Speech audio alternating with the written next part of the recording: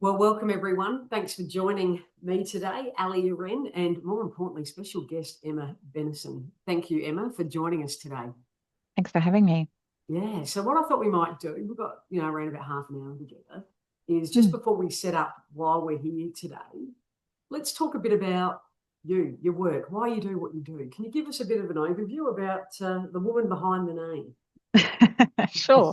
So, in terms of what I actually do, Yeah. I am the principal of Emma Benison and Mhm. Associates, which Mhm. is a relatively new consulting service that I've established. And really, I'm attempting to kind of combine a whole lot of things that I've done over the many years Mhm. into a consulting offering. So, leadership coaching,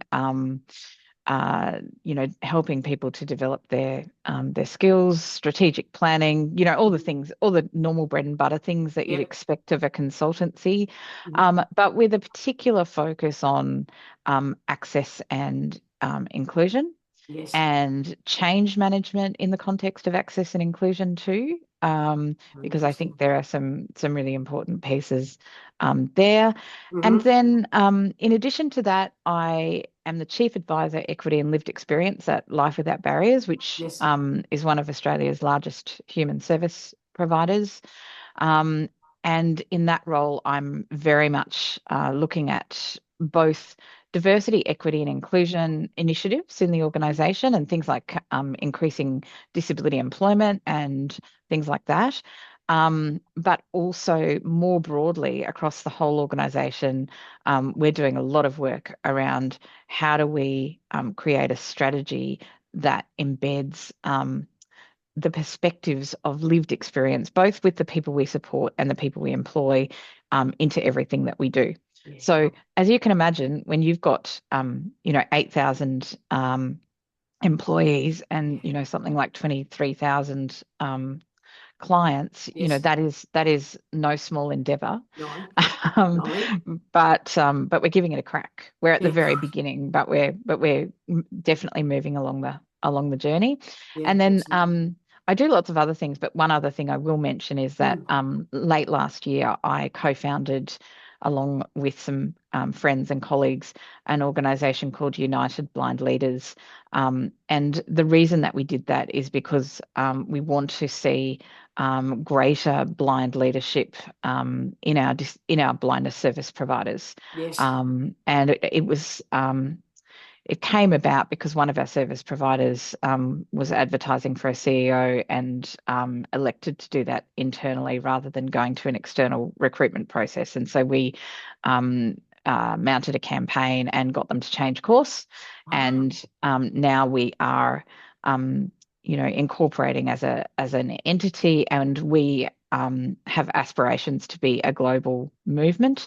And we are going to the World Blindness Summit in Brazil in September to present about the founding story of United Blind Leaders. So that's pretty exciting to have been Awesome. invited to speak, and I'm really looking forward to it. Well, what do you do then when you're not making people feel inferior?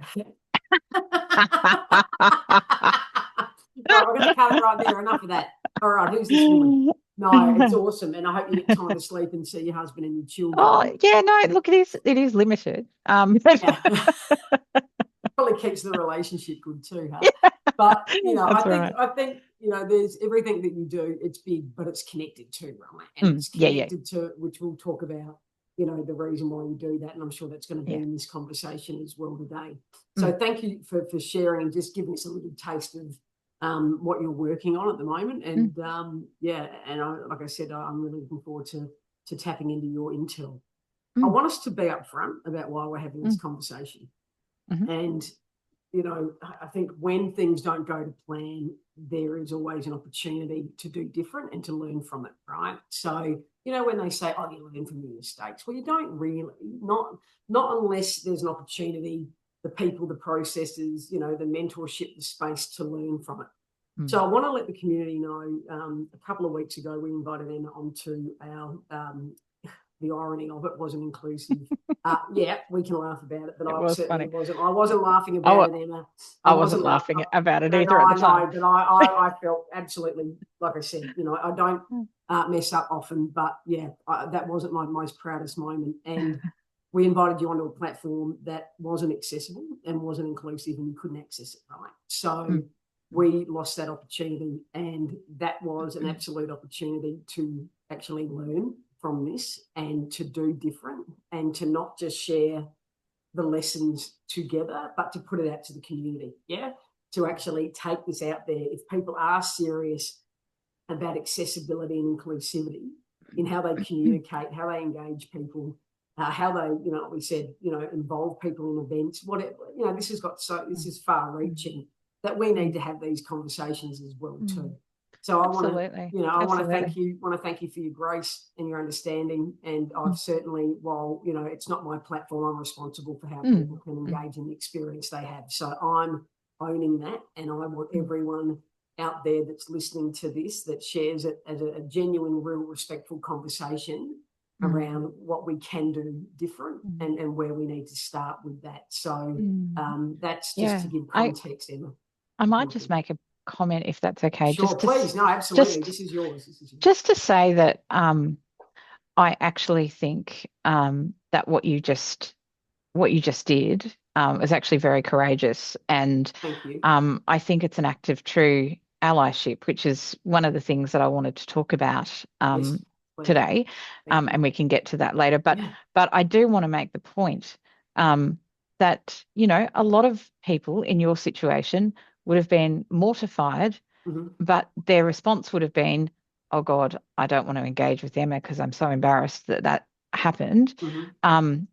And I think the way that you have handled this is a lesson in and of itself. Even if we didn't have this conversation, if we ended it here, I think the Mm-hmm. lesson is clear, and that is that when you screw up, and we all Yep. do it, right? Yep.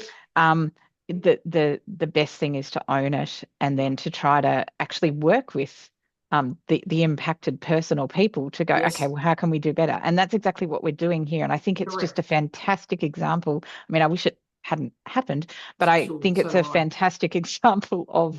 of exactly what we want people to do in this Thank you. space. Thank you. So thank you Yeah. for that.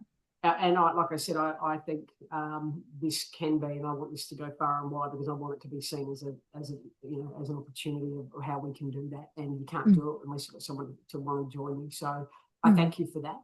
mm. So tell me a bit about, before we get to where do we start? How do we make it, inclusive and accessible? What are some of the key things we need to consider?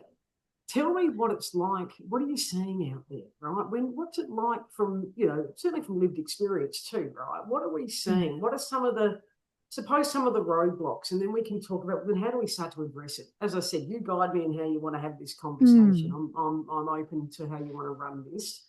But what is happening? You're being mm, invited to things. mm, Some work, some don't. What is getting mm, in the way mm. of people being able to be fully involved in the experience?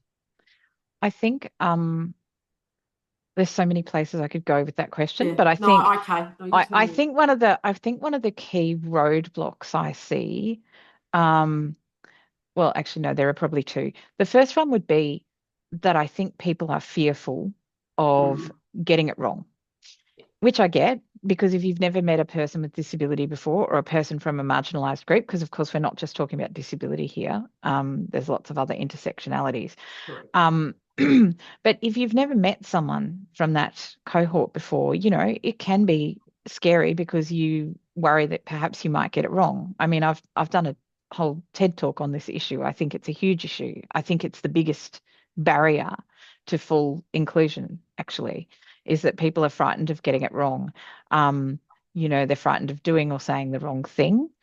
And so what often occurs Mm, is that we either don't get invited to the mm, table because yep. people are scared, or we get invited, um, but people don't actually engage to kind of find out what our access requirements are. So I suppose that's the other issue, is that everybody, has, well, not everybody, but lots of organizations have wonderful, accessibility plans, inclusion plans, Mm, diversity of course. plans, equity Yes. plans. And they're great in and of themselves, But if we don't actually take the practical steps required then to go to that next level, which is Mm. to then ask the people that we're connecting with, be they people we employ or be they customers, we don't then ask them, well, okay, but what do you need? What Yes. are your access requirements? Then, what we're basically saying by not asking and by not thinking about this is that those people are not welcome. And Mm-hmm. I don't think I would like to hope, I'm an eternal optimist, and I would like to hope that nobody wants people to feel unwelcome. No. I don't think that that is people's motivation. I'm not bitter about that at all. I think what happens is that, yeah, people just get scared or they Mm-hmm. just forget. Mm-hmm. And that's the other issue, that people forget that we exist until something like this happens, and then Yes. people go, oh yeah, whoops. Um, so Yep. and I think it's really important to think about what the unintended consequences of that are. Yes. And we don't talk about it very often. And I think one of the reasons that we don't talk about it is because I think people from marginalized groups are always trying to kind of prove that we are capable and competent and, trying to just kind of fit in. So we don't talk Mm-hmm. about these things very often. But the unintended consequence Yes. is Mm. that we as marginalized communities have to take a disproportionate load on ourselves to Yep. then do the emotional labor of going, look, I have an access requirement. Could you please make sure that this happens? Could you make sure there's a ramp? Could you make sure there's good lighting? Could you make sure there's an Auslan interpreter? I could go on, but you know what I Yes. mean. Yes. So it's disproportionate. But then the other thing that happens is that when something goes wrong, um, and sometimes things go wrong even when these things have been done. But when things go wrong, I think for the person on the receiving end of that, for example, the other day when I couldn't speak, I was like, gosh, people don't know the backstory. They will just think that I, you know, Didn't look up. was flaky, didn't Yep. show up, Yep. or they will Yep. think that I have been unreasonable in my, requests for accessibility and that, there's been some sort of issue. So, um, that's the unintended consequence. Mm-hmm. And I think that the solution to all of this is um, that we need to make sure that accessibility and inclusion is seen as an absolute human right. It's not a Mm-hmm. nice to have. It's not an Yes. add-on. We need to be thinking about it, all the way through. And also that we really need to be lifting our expectations. I wrote an article recently Yes. Please about a share it too. conference. I Mm. will. Yeah. I spoke at a conference a couple of weeks ago, and when I got there, um, I found out that the stage that I needed to speak from was only accessible by stairs. Yeah. Now, I'm not a Right. wheelchair user, right? So I can use that stage. I can do stairs. I mean, actually, lots of people think blind people don't do stairs, but we do. You do Um, stairs? we Okay. do You do stairs. stairs. Okay. Um, Okay. but but I said to the organizers, look, I've had a policy for a very long time now that I will not speak from inaccessible stages. And the reason for that is because I think that it is really important that I am, in solidarity with my colleagues and friends who are wheelchair users. Mm-hmm. And so I will happily speak from the floor. Now they were a bit nonplussed about that, as you can imagine, and Yes. we had to have a few conversations about it. But really, I think we've all got to set higher expectations of ourselves, not just disabled people. We all No. should be refusing to speak from inaccessible stages. We Mm-hmm. all should be refusing to speak in venues where there is no Auslan interpreter, where there Yes. is no audio describer. If we all started to do that and we just did it quietly and compassionately and reasonably, not we don't have to be combative about it, but just to say, sorry, I don't do that. And, here's a solution, then we could actually move the needle. Mm. Um, but it can't just be all on disabled people to do that. No. We've all got And to do this it. We've all correct, got to do correct. it. And this is why it's important that we educate ourselves too, right? Hmm. Can I ask you then? We'll talk. Do you want to talk allyship now or later? Hmm. When I'm do you happy want to to. talk? You No, want to happy talk to. about it? Yeah. So let's go there, and then we're going to come back to some of the Yeah. practical things that we Sure. can start to do. Yeah. Allyship. You've alluded to it, but take me through ally. What is allyship? So if someone was in the space, they're a decision maker in their Mm, organisation, they have opportunity mm, to influence how people live and work, and mm, also experience their service. For the customer mm, and client mm, coming in. mm. What does allyship really look and feel like? How do we know? How do we know when we've Well, got it and when we're being one? Tell me well, about as that. one of my colleagues reminds me quite regularly, it's a doing word. It's a verb. It's a verb, yeah. So you have to do it. You can't just say you do it. You actually have to do it. Yes. And so what that I think, I mean, it can mean lots of different things Mm-hmm. to lots of different people. But if I had to sort of pick a few key things, one would be, educate yourself. Now that doesn't mean that you have to know everything because nobody knows everything, but at least kind of educate yourself, about if you know you're going to be coming into contact with someone, from a particular group and you don't understand or Mm-hmm. you're not sure, don't rely on the person to do your educating for you. Now, that doesn't mean that you can't ask sensible questions, Yes. but make sure you've done a bit of educating of yourself before you start asking questions so that you can Okay. actually ask intelligent Yeah. questions rather than dumb questions. Um, I think that's So quite that important. rule that there are no Quite dumb important. questions is Yeah. not really the case here. No, There are dumb with, questions. So there do there go in. can be, well, actually maybe I'll rephrase it. Okay. Inappropriate. There can Inappropriate be questions. Okay. inappropriate questions.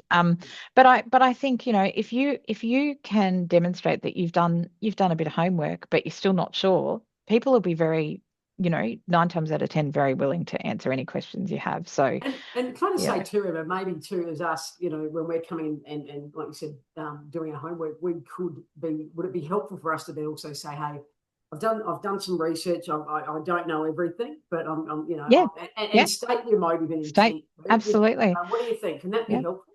Yeah, I think so. And then also, I think the other thing that can be really helpful is to say, look, I've done a bit of reading, but Mm-hmm. I know that your experience is unique. So can you Yep. tell me what you need?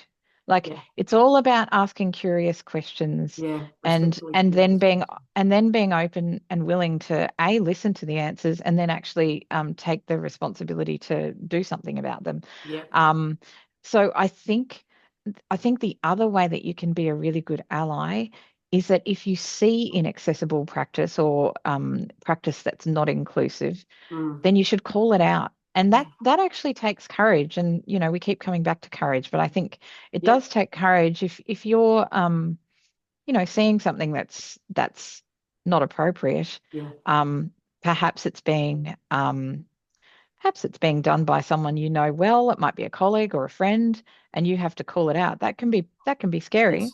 Yes. Um, but the behavior we walk past is the behavior we accept, and so we can't be doing that. Yeah. So, and there are multiple ways that you can do it. You don't have to call people out publicly. You can call them in, and have a quiet conversation with them behind closed doors. So you Yeah. don't have Correct. to embarrass them. No.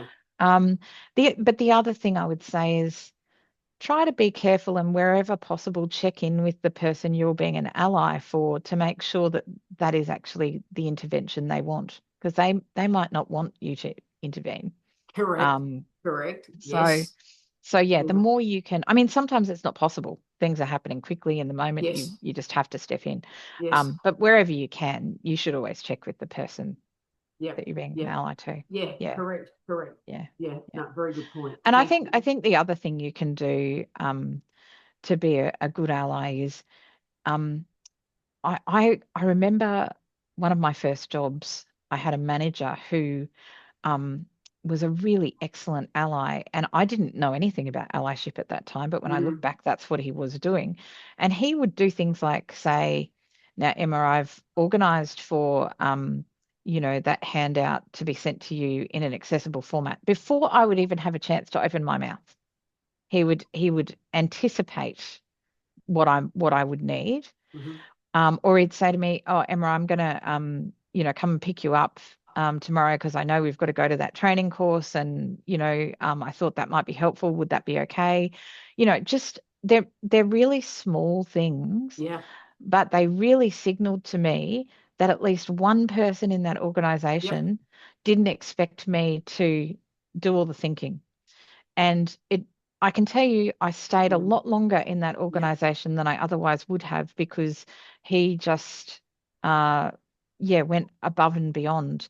And also, a lot of other people saw him go above and beyond, and so they started going above and beyond. So it's a Yep. domino effect. Great Yeah. point. There's so much value in this. I'm taking some notes too, right? Because I Mm, said, I want to be able to showcase some of there's all highlights in this, right? But I want to come back for a minute, just back to your former boss. Do mm. you also think, too, in the way that he engaged with you, that it gave you influence and agency over the situation as well, too? You know what I mean? Yes. Like he gave you Yes. choice, too, Yes. right? So if you said, look, Yep. Gary, no, I'm happy, I'm going to get my own way there, then Yep. he'd go, okay, no problem, right? Oh, Or, absolutely. so Yeah, absolutely. there's always choices and influence and option here, isn't there, too? And you're Yep. ultimately in control of the decision around that as Yeah.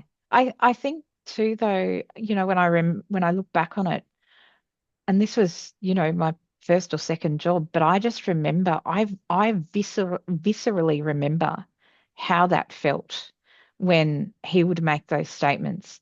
And, I would almost be Mm. undone by them because I and I'm saying this because Mm. it demonstrates to me how rare it clearly is. If somebody saying something like that Mm. could could cause me to have an emotional response. Mm. So, that just tells you everything about Mm. what an impact you can make just by doing a really small thing. It doesn't have to be big. They don't have to be big things. It can be as simple as um, would you like me to come with you to that appointment, or would you, like it can be anything. Yeah. Um, and you can brainstorm what it is Well, together. I think correct. so. Correct. You don't have to have the answers. So let me thank you so much, and you've probably answered, the other question we were going to go in a minute Mm, around what are some of the practical considerations that we need to mm, be mindful when we're creating. Let's just talk. Okay, so we can go anywhere you want to go in terms of angle mm, with this, but let's talk about platforms, right? Because we're using, lots of different comms platforms, right? We're on Zoom at the moment, but mm, there are different platforms that are out there, mm, right? Meeting mm, platforms, conference platforms, event mhm, platforms, so forth. mm, Yeah. mm, So, what mm. are some of the key? And I said we could talk for 5 hours and then We some, could. but We what definitely are could. what are some of the key considerations that if you probably have already been involved in this, but if you were giving Mm, advice and designing this with decision mm, makers, what would you say you need to really be mindful that it can do X, Y, Z, or have these mm, functions? mm, mm. Before you start going out there Well, and inviting people to be part of it. I mean, where do mm. what's your take on that? Well, the way I would answer that question is actually to say um, that there are many things that you can do from a digital accessibility perspective Mm-hmm.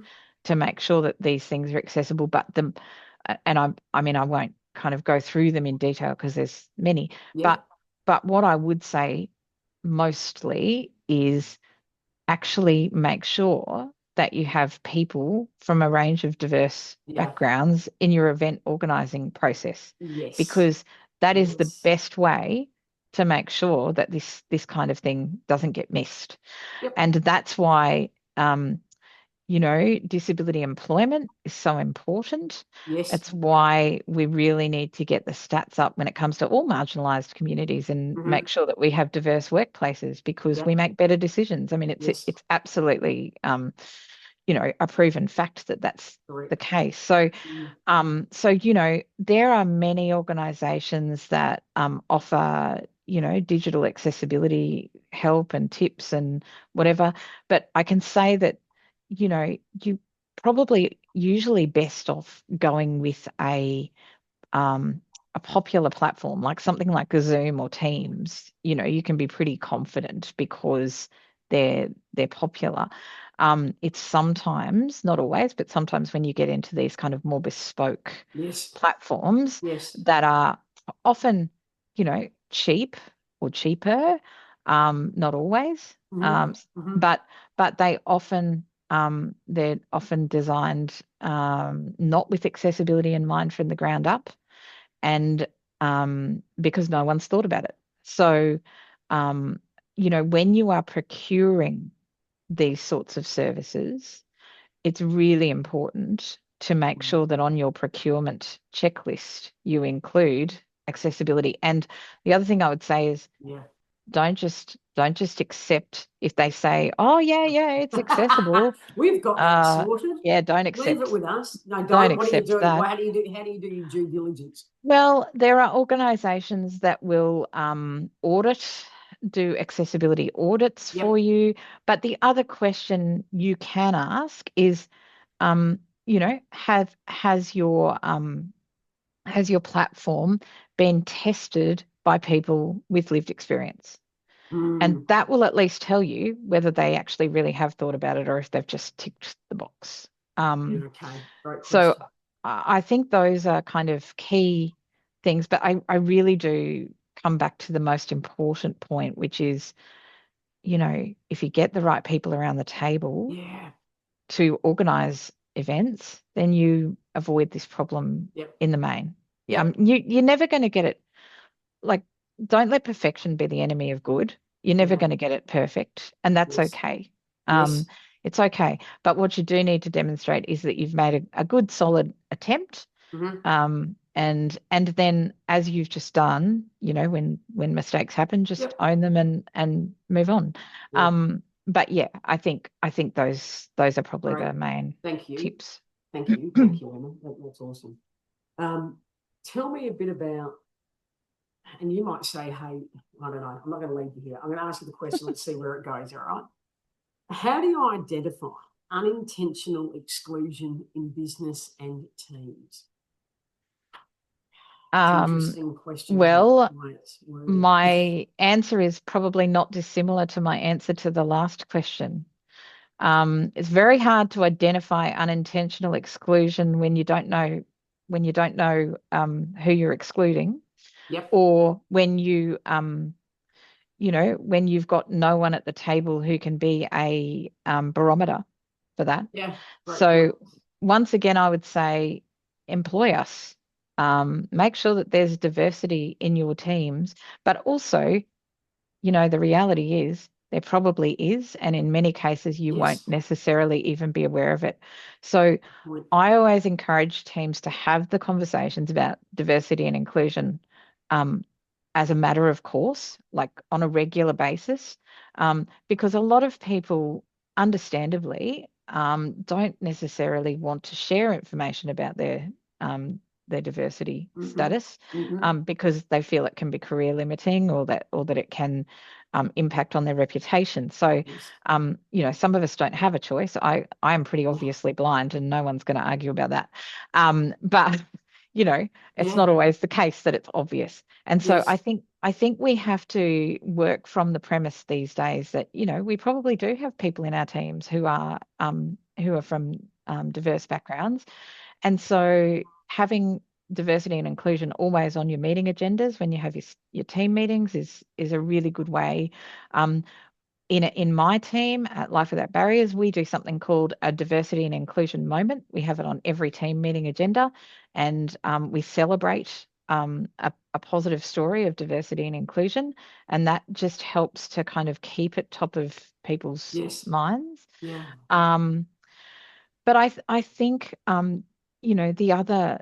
the other way that um, you can identify kind of unintentional exclusion is just by putting yourselves in other people's shoes, Mm-hmm.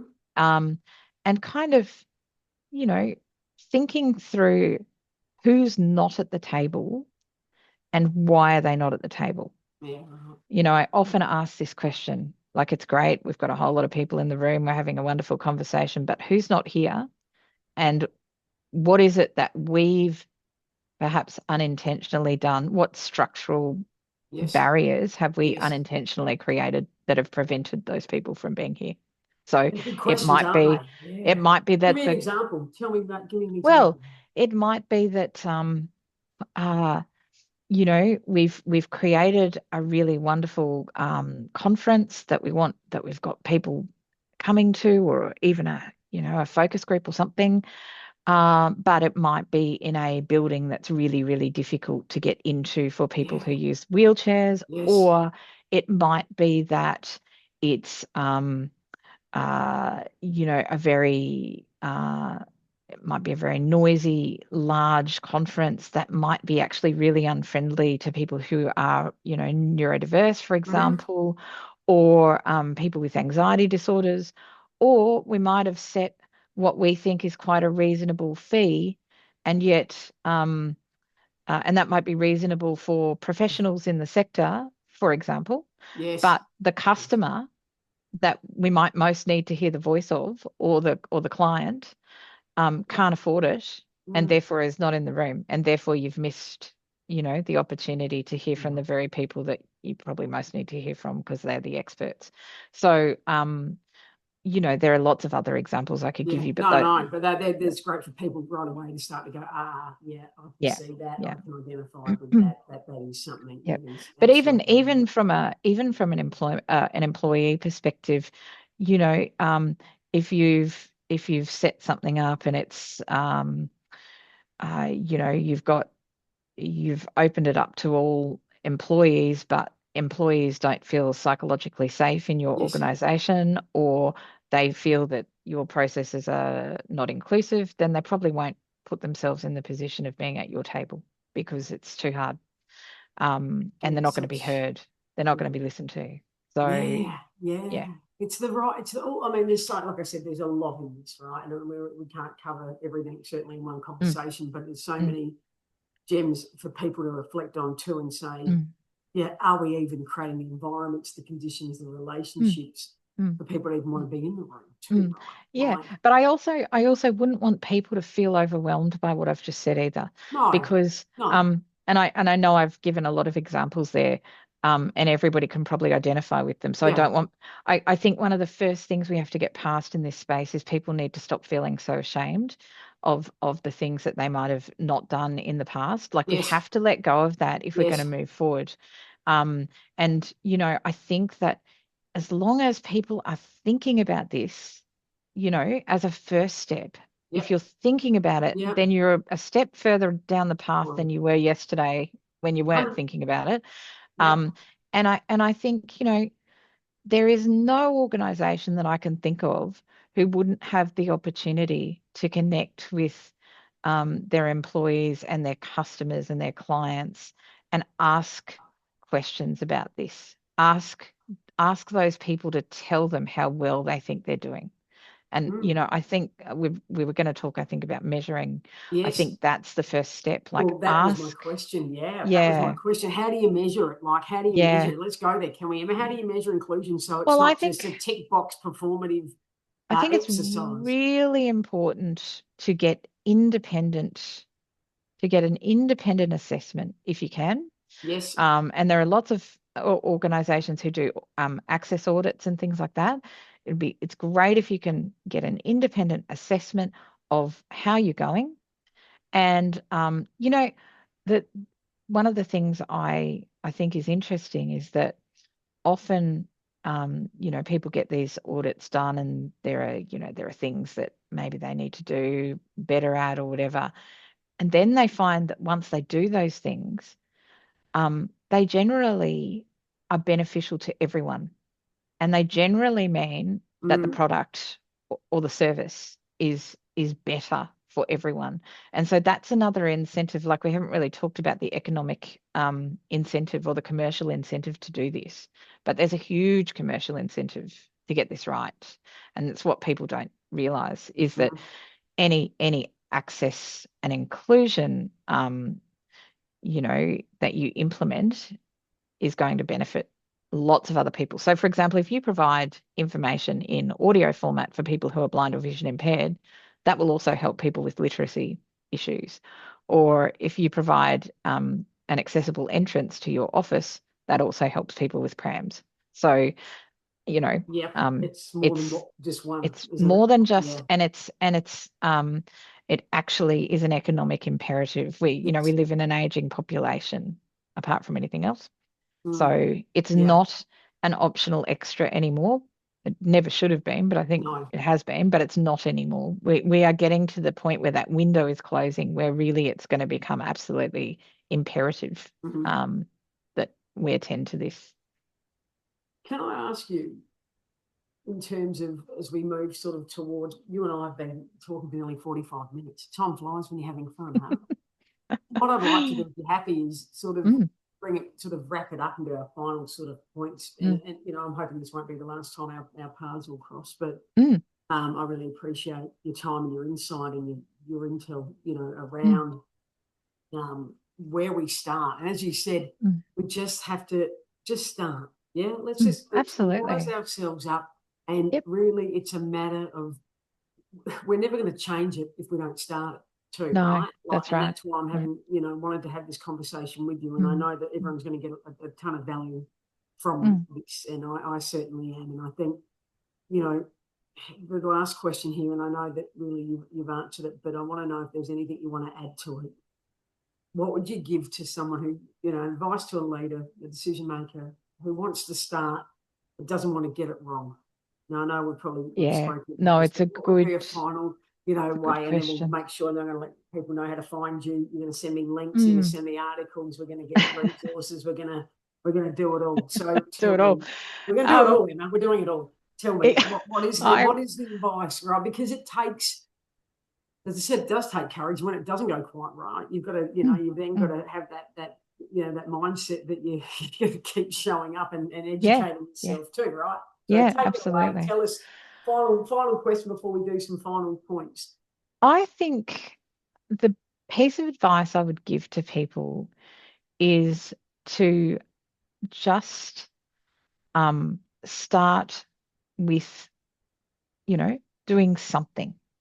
Even if it's a small thing, just start with doing something. And I would think that the most sensible thing that you could do first up is to find the people in your own organization Mm-hmm.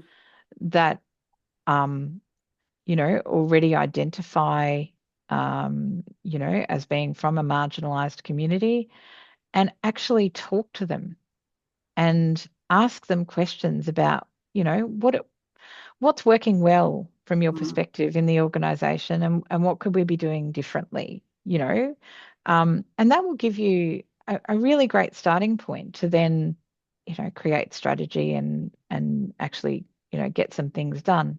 But I think it's just really important. And the other reason I think starting there is a useful thing to do is that if you are uncomfortable, I mean, let's just be honest, if you are uncomfortable and you feel like you're ill-equipped and you don't know what you're doing in this space, then the people from marginalized communities are your best teachers. So you really need to sit down and educate yourself, Yeah. talk to those people, find out, what are the pain points? What are the real pain points across the organization for people from various different Yeah. areas? And you will find, by the way, that sometimes those pain points will conflict and overlap. So sometimes you have to be a little bit creative about how you resolve them. But again, the people from those communities will have ideas because they've been Yeah. solving these problems often since they were born. So, Mm. Mm. that really draw on the wisdom of the people that you already know.